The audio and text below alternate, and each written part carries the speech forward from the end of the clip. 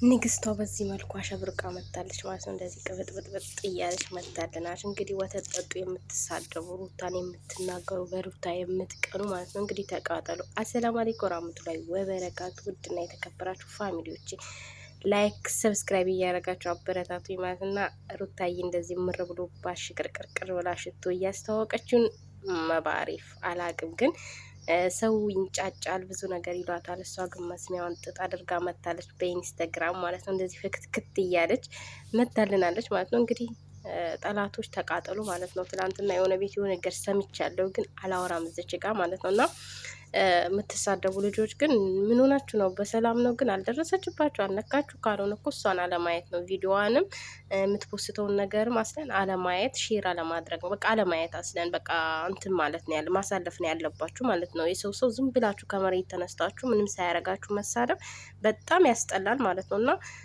ብትሰርቧትም እሷ ግን ያው እንዳማረባት ነው ሁሌም